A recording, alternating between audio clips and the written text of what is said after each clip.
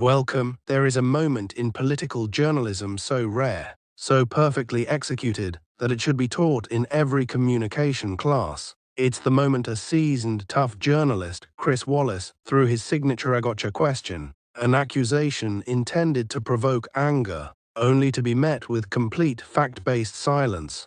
The clip you're about to hear the lessons from is the 2025 interview between Wallace and Congresswoman Jasmine Crockett on her Corporate Tax, Transparency and Fairness Act. Wallace was the old guard of journalism. Crockett was the rising force, an expert economist. The stakes were high. Her bill aimed to stop multinational corporations from dodging taxes, not by raising rates, but by closing loopholes and demanding transparency. Corporate America was fighting back with everything they had.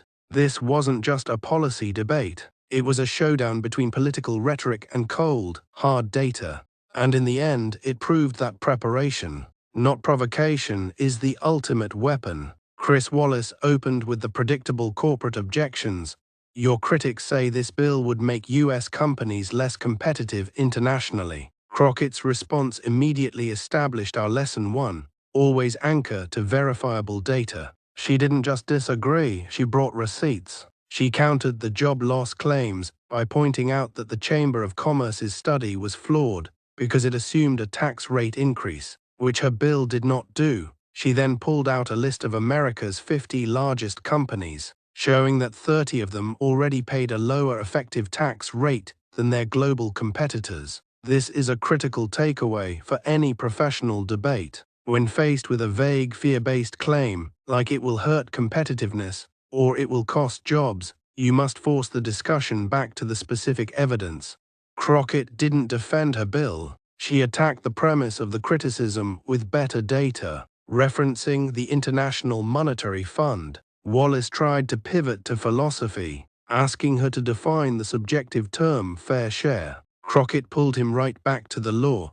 I define fair share as the amount a company is already required to pay under existing law. My bill doesn't add new taxes, it closes gaps. She was calm, consistent, and relentlessly her first move was defensive but non-emotional. She asked for clarification. I'm not sure I understand the question. Chris, which critics specifically have said that?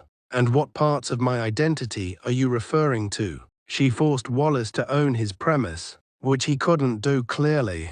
Factual. After 15 minutes of this, Wallace was running out of policy arguments, and that's when he made the strategic shift. Her first move was defensive but non-emotional. She asked for clarification. I'm not sure I understand the question, Chris. The ability to pause and breathe. The pause forces the audience to feel the weight of the question and anticipate your measured response. This is where Crockett taught lesson 3. Use the attacker's own rules against them. Her response was a surgical, elegant reversal that trapped Wallace in his own reputation. She did not engage the accusation. She focused on the context they had just created. Chris, I've cited 17 economic studies during this interview. I've referred to the Congressional Budget Office's official report on my bill. I've even quoted your previous statements about similar legislation. Not once have I mentioned race. You just did, and I think your viewers deserve to understand why. She then delivered the viral line, gesturing toward her documents. I didn't bring my identity to this interview. Chris, I brought facts, and if someone finds it easier to debate who I am instead of what I'm saying, I trust your viewers are smart enough to see what's really happening. She gave Wallace a gracious off-ramp, suggesting the question was out of character for someone known for serious fact-based discussion. Wallace accepted the out, and they immediately returned to policy. The impact was instantaneous and long-lasting. The exchange became known as the Crockett Standard. It wasn't just a win for her personally, it was a win for substance. The results speak for themselves. The bill passed with major bipartisan support in both the House and the Senate. In its first year, the law generated $42 billion in additional tax revenue without harming legitimate business activity. The true legacy of this interview is simple. Integrity and preparation are not just moral virtues. They are the most effective debating tactics available. When you have done the homework, when you understand the substance, You do not need to rely on anger, rhetoric, or distraction. You can meet a hostile question with data, composure, and a clear purpose. If you want to master the art of debate and communication, remember the 3 lessons of the Crockett Standard: anchor to data, defuse the loaded question, and protect your composure.